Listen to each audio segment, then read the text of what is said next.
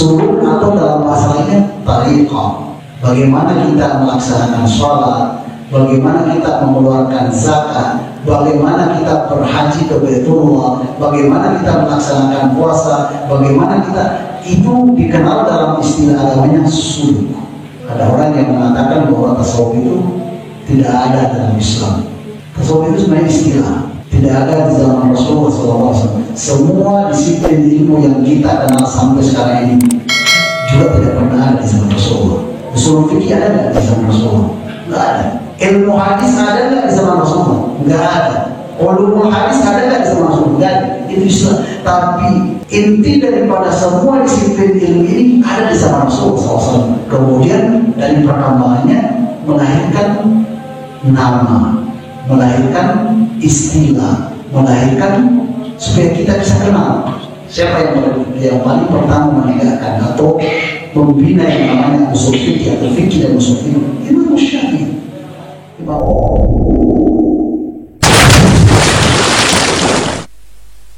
La ilaha illallah, la ilaha illallah, la ilaha.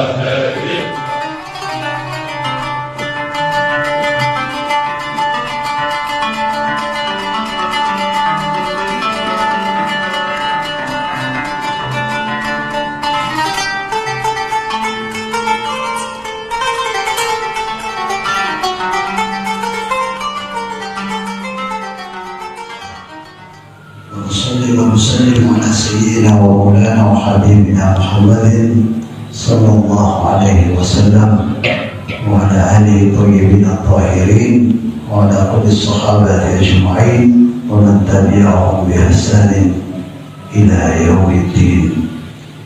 Bapak yang dimuliakan Allah Subhanahu wa Ta'ala, alhamdulillah Allah Subhanahu wa Ta'ala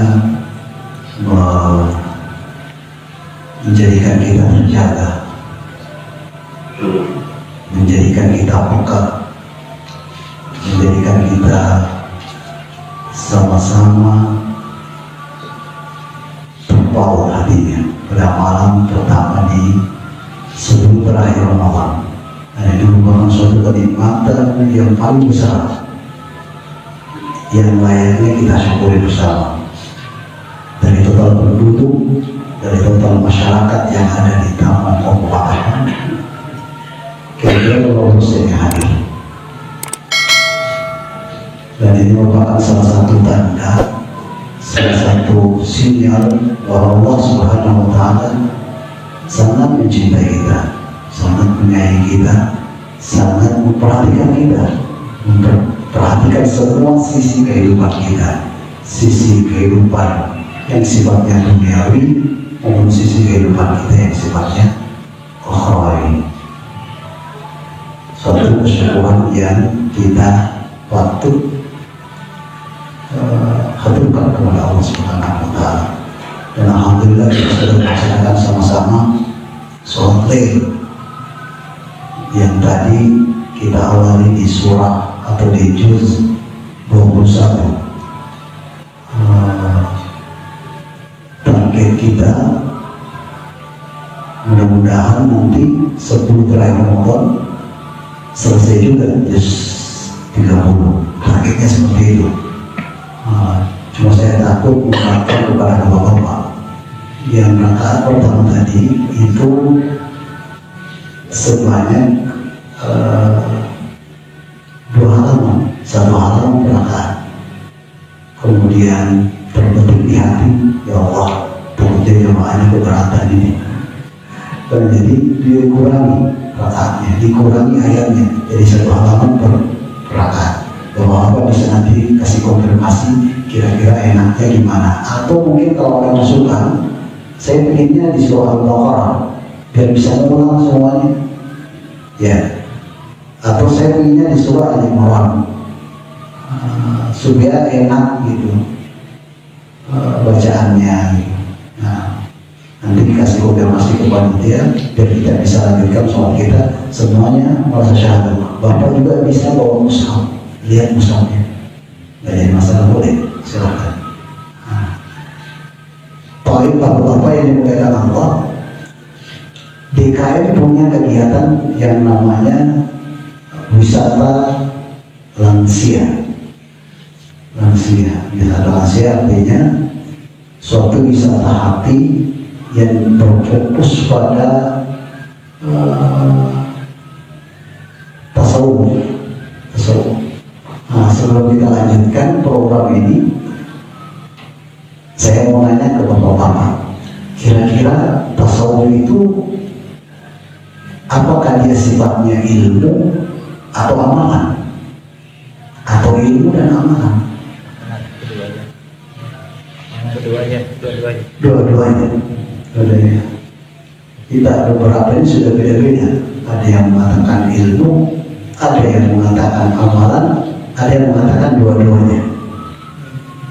Kalau dia ilmu, kalau tasawuf itu ilmu, kalau dia disiplin ilmu, tentunya punya pengertian. Ilmu itu dalam bahasa Arab itu dikenal dengan istilah al-idrak.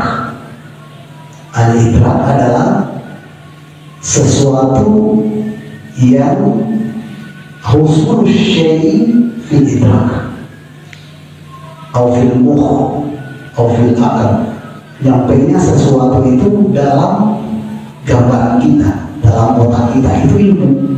Misalkan rumah, idrak ini ada yang sifatnya mufrad, ada yang sifatnya murakkab. Artinya ada yang sifatnya tunggal, ada yang sifatnya murakkab, atau suatu kalimat yang mempunyai faedah.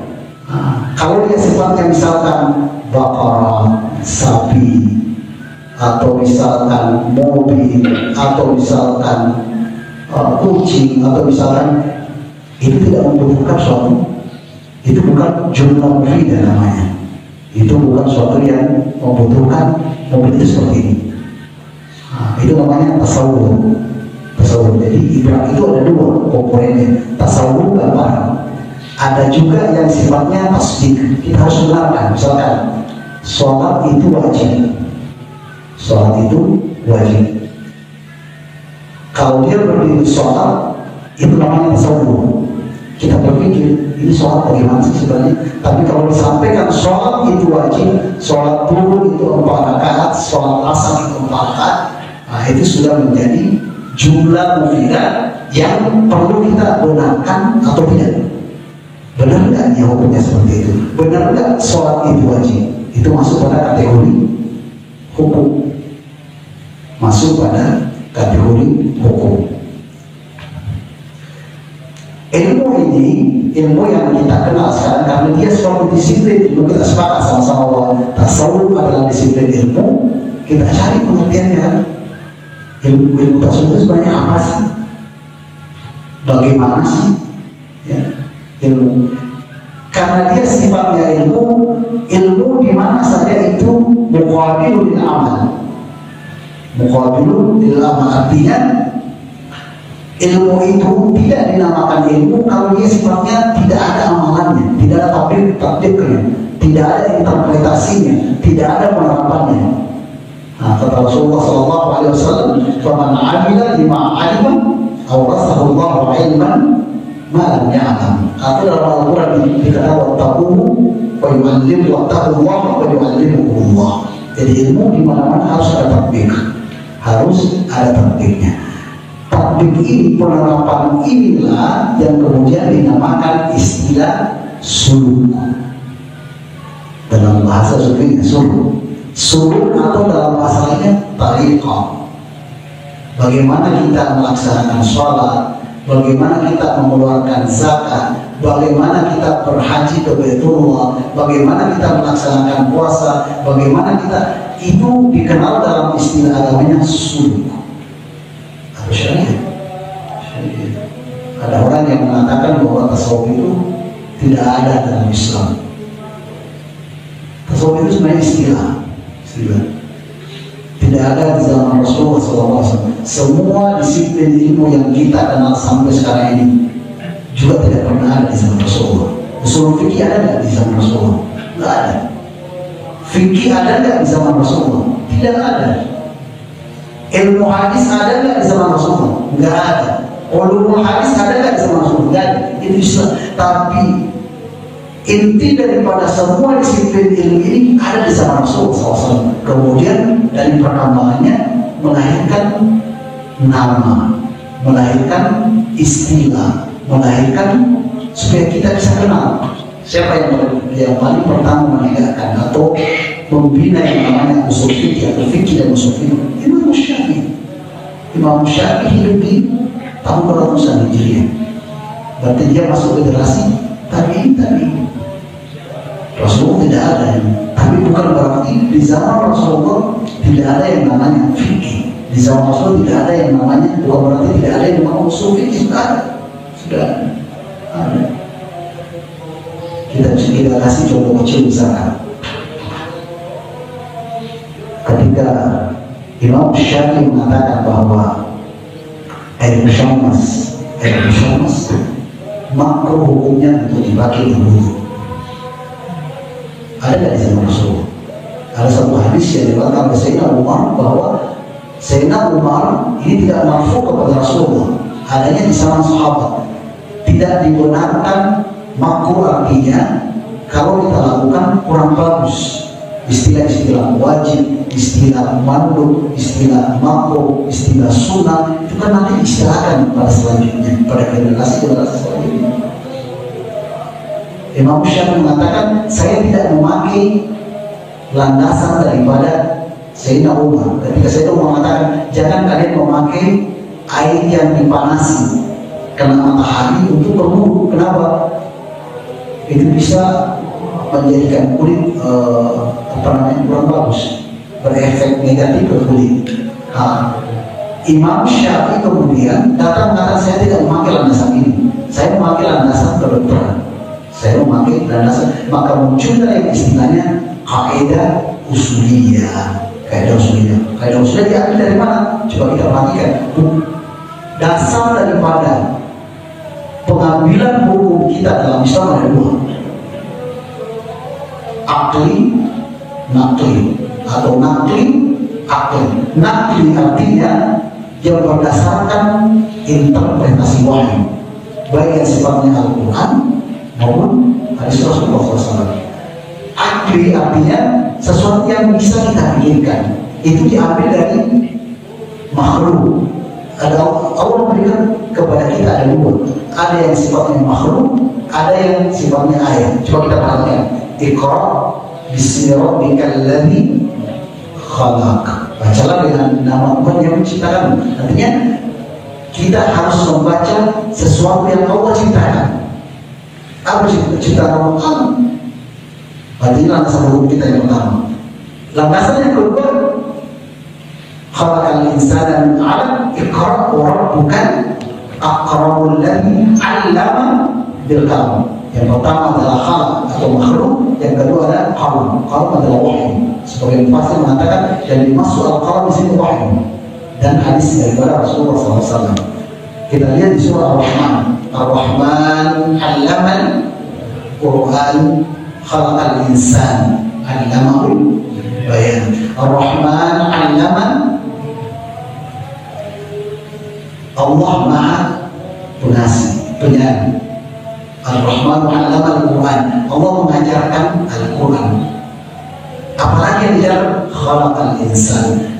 Ada makhluk, ada Quran, ada makhluk.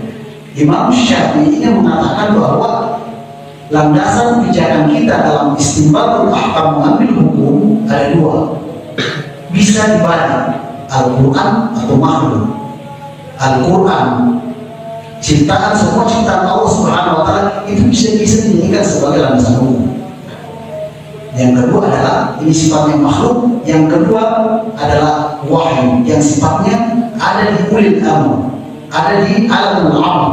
Artinya wahyu kalam Allah. Karena kita jelaskan bahwa Al-Quran itu dari Lauhul Mahfuz, kemudian turun ke samai dunia, kemudian turun munajjam langsung kepada kita. Ayat yang ini dijelaskan oleh Imam Syafi'i bahwa hukum atau pengambilan hukum dalam Islam itu bisa kita mengambil dari istinbatul ahkam minal waqi', dari faktor realitas, kemudian kedua adalah faktor Al-Quran baik sifatnya pewahyuan dari Allah Subhanahu wa Ta'ala maupun daripada hadis Rasulullah Sallallahu Alaihi Wasallam. Saya ingin mengajak bapak-bapak bahwa apa benar ada dalil tentang ilmu tasawuf. Kita semuanya ingat, kita semuanya paham ketika seorang Arabi, hadisnya masyhur sekali, ada di riwayat Bukhari. Ini sebagai pengantar sebelum kita mempelajari buku Manasir Zairi, bahwa kita harus tegaskan bahwa ilmu tasawuf itu ada dalam Islam. Ada bagian disiplin ilmu yang tak terpisahkan dari akidah, syariah dengan tasawuf, tidak bisa dipisahkan. Karena itu bagian yang tak terpisahkan.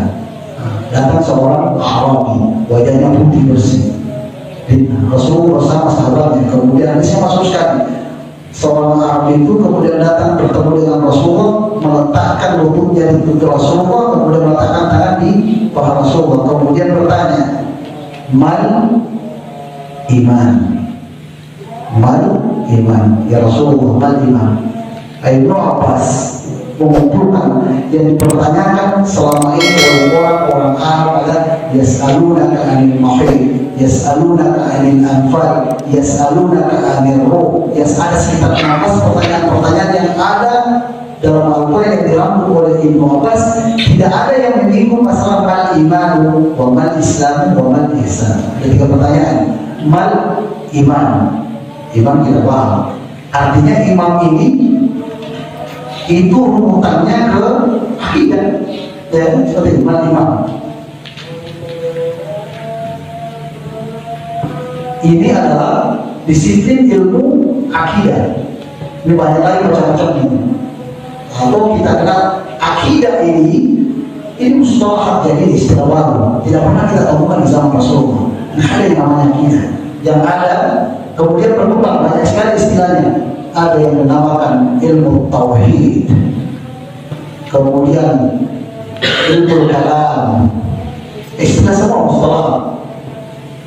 Ini yang ditanyakan oleh Sayyidina Jibril. Yang kedua adalah mal Islam. Apa itu Islam? Ini hubungannya dengan apa kalau Islam? Kalau Islam ada berapa? 5. Syahadat, terus sholat, zakat, puasa, haji kalau mampu. Berarti ada 5. Kita namakan apa dalam istilah agama kita ini? Syariat. Syariat. Syariat lumayan dengan apa? Fikih. Fikih. Nah, ini adalah syariah. Syariat al-Islamiyah. Syariat Islamiyah. Sudah ada 2. Yang selama ini kita fokusnya di sini. Ada pertanyaan ketiga, terus ini. Yang ketiga adalah mal ihsan. Mal ihsan. Ya Muhammad, ya Rasulullah, ya Nabi Allah, mal ihsan. Apa itu ihsan? Apa kata Rasulullah? Dan tahu jawabannya? Beriman, beramal seolah-olah. Al ihsan ta'budullah ka'annaka tarahu fa illam takun tarahu fa innahu yaraka.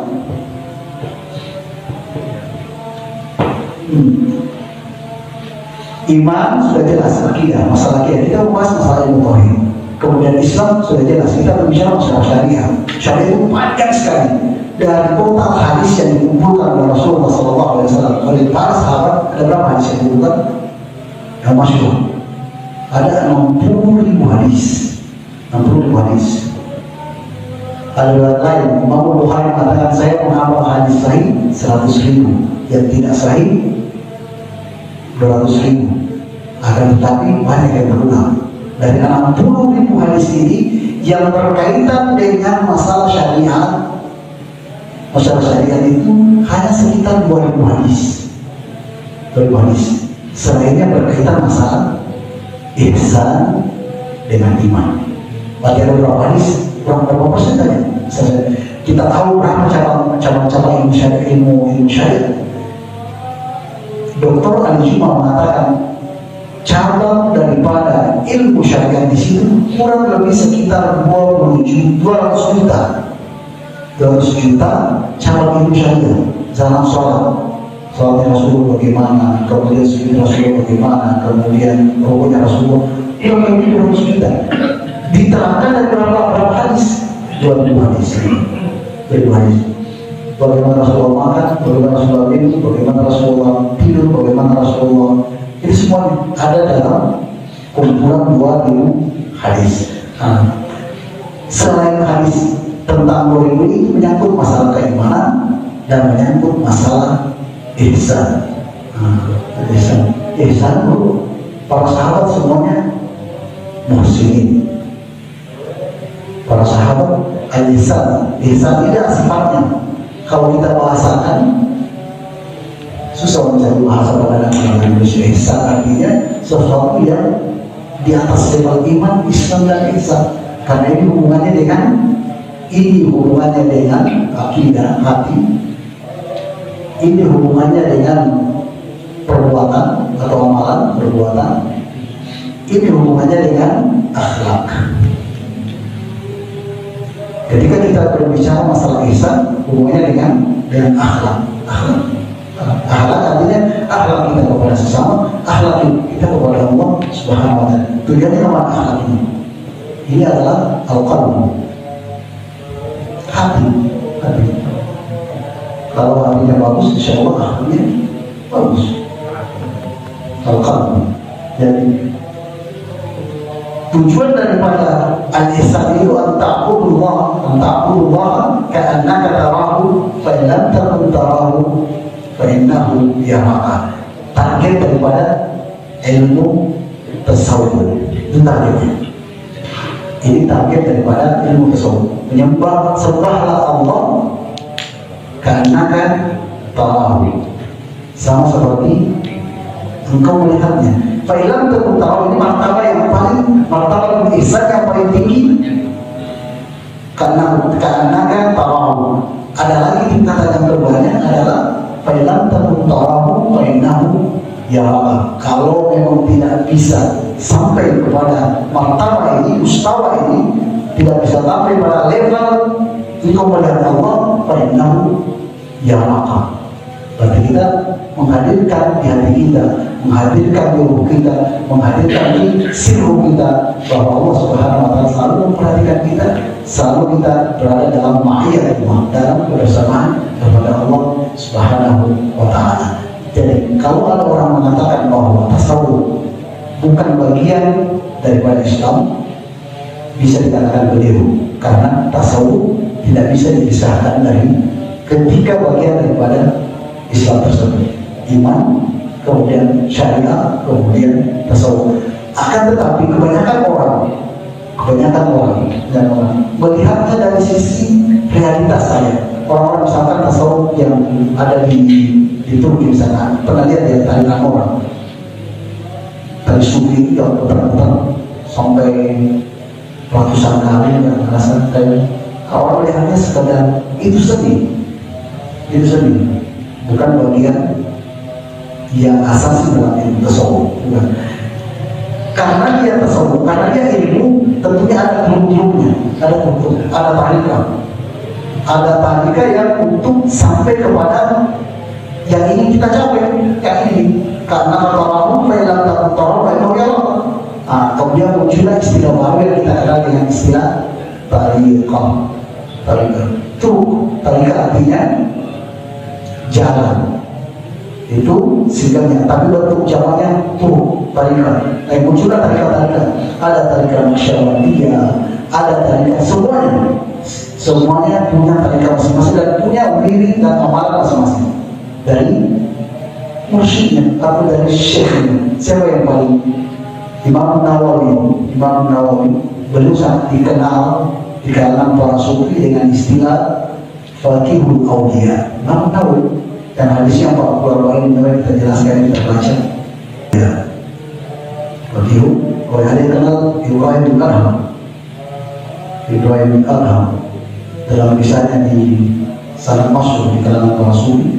Ketika Ibrahim bin Adham pergi ke ziarah ke Mekah, belanja kurma 1 kilo, kurma 1 kilo. Kemudian setelah belanja kurma dia berangkat ke Palestina, ke Qubatus Sahra. Di Qubatus Sahra itu dia mendengar percakapan malaikat setelah 40 hari sholat. 40 hari sholat di Qubatus Sahra itu mendengar percakapannya dua malaikat. Malaikat, Masya Allah, Ibrahim bin Adham ini ibadahnya subhanallah.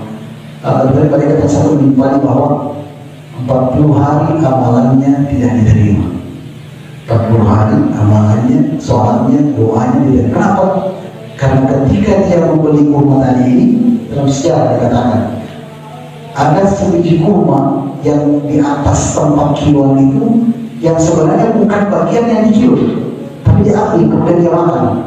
Satu biji kurma ini yang menjadikan semua amalannya tidak diterima oleh Allah. Satu biji kurma ini tidak menjadikan doanya dikabulkan. Yang tadinya selama ini dikabulkan doa-doanya, tapi gara-gara satu kurma. Setelah mendengarkan percakapan malaikat tadi, Ibrahim bin Adham kembali ke Mekah dari Palestina ke Mekah. Untuk apa? Mencari kehalalan daripada biji kurma tadi. Dicarilah yang menjual kurma, seorang aki-aki, seorang yang tua, ternyata sudah meninggal. Orangnya sudah meninggal. Dan bisa disebutkan diganti sama ahli warisnya. Jadi ketemulah dengan ahli warisnya mengatakan bahwa abah saya sudah meninggal. Kemudian mengatakan, menceritakan kronologi bahwa dia mengambil 1 biji kurma daripada waktu membeli kurma di ayah. Kemudian mengatakan apa? Saya minta kehalalannya. Anda sebagai ahli waris, boleh nggak saya minta kehalalannya? Kemudian penjual kurma tadi mengatakan, anak daripada bapak yang sudah meninggal mengatakan, kalau saya tidak jadi masalah, insya Allah saya halalkan. Tapi saya bukan ahli waris tunggal. Saya punya saudara 11. Apa yang dilakukan Ibrahim bin Adham? Didatangi semua saudaranya untuk meminta kehalalan daripada sebiji kurma. Ini masalah persoalan hati yang sebenarnya, persoalan hati. Semakin dan azm, tekad kepada Allah Subhanahu wa Ta'ala. Yang dibahas dalam ilmu tasawuf itu adalah hati. Yang dibahas hati. Makanya dalam buku ini dikatakan ada 10 yang dibahas dalam buku Manazil Sayyid Al-Harawi. Yang pertama masalah al-yaqah, kepekaan hati. Yang pertama adalah al-yaqah, terjaga. Kebalikannya adalah tertidur. Kita hidup tapi tertidur. Semua ciptaan Allah di samping keinginan kita ini, kita tertidur dari ciptaannya. Kita melihat pohon, kita melihat dedaunan seperti biasa, artinya tertidur. Kenapa bisa luas-luas pohon sama, daun-daun itu sama? Kenapa bisa sama-sama disiram dari air dari langit, tumbuhnya beda? Kalau kita tidak punya kepekaan ke situ, perlu kita belajar ilmu tasawuf. Ilmu tasawuf itu mencoba membangkitkan kepekaan kita. Yang dibahas adalah pertama al-iqamah, ada 10. Kemudian al-muhasabah, introspeksi. Kemudian al-mukasyafah. Al-mukasyafah itu artinya hati seseorang sudah dibuka oleh Allah Subhanahu wa Ta'ala. Mudah-mudahan insyaallah besok mudah-mudahan Allah Subhanahu wa Ta'ala memberikan kita waktu sama-sama untuk memulai membaca ini sekedar pengantar untuk mengenal atau mukhatimah untuk mengenal ilmu tasawuf. Kalau ada pertanyaan silahkan.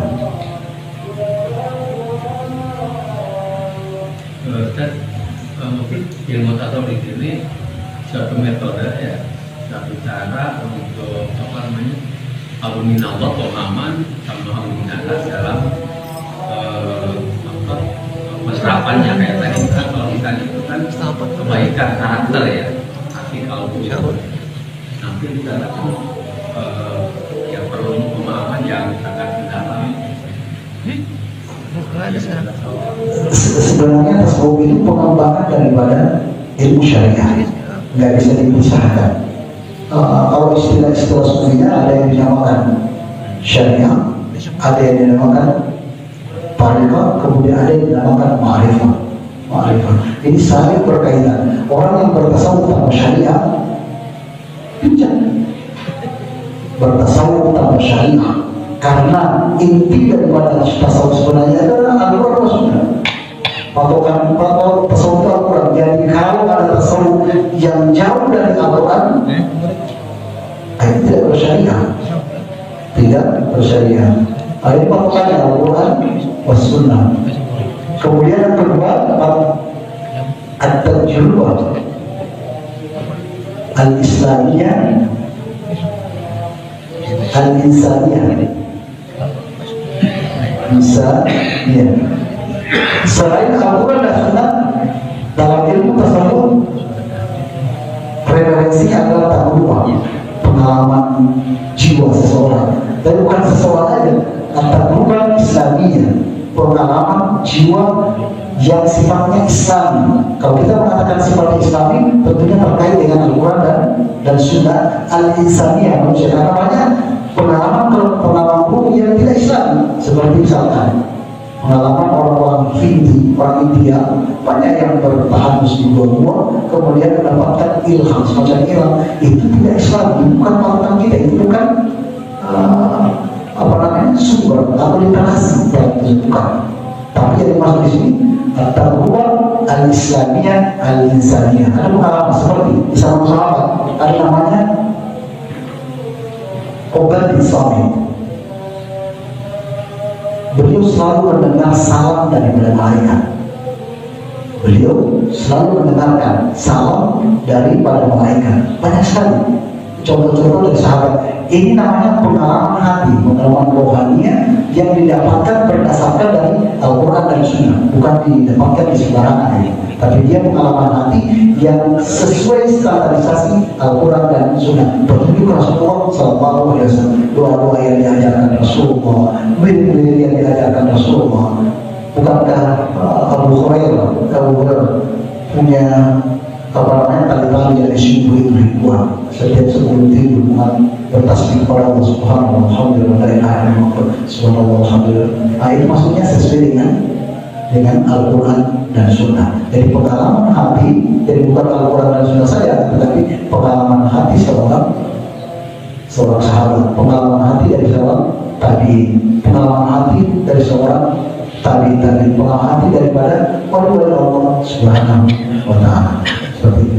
Intinya adalah penyelesaian hati, sehingga terbuka yang namanya mukasyafah, terbuka yang namanya musyahadah, terbuka yang namanya al-yaqamah dan muhasabah. Seperti itu. Ada yang lain? Saya ingin menyampaikan ke bapak-bapak bahwa tasawuf juga merupakan bagian tak terpisahkan dalam Islam. Kita perlu belajar tasawuf, tapi belajar tasawuf yang sifatnya moderat, sifatnya wasatiyah. Guru kami di Azhar menganjurkan membaca buku-bukunya Imam Ghazali, Junaid al-Baghdadi, Al-Bushari, atau Al-Harawi. Merupakan kitab-kitab yang bagus kita pelajari buku-bukunya, dan ini merupakan salah satu yang dianjurkan di Jamiah Al-Azhar. Ada pertanyaan lain sebelum itu kita mau sampai. Kalau tidak insya Allah membantunya, mau kasih kekurangan, ini sekedar mengantar sekali lagi. Insya Allah kalau memberikan waktunya kesempatan besok, kita melanjutkan atau membuka pengajian kita Manazilu As-Sairin. Akhir kata, Assalamualaikum warahmatullahi wabarakatuh.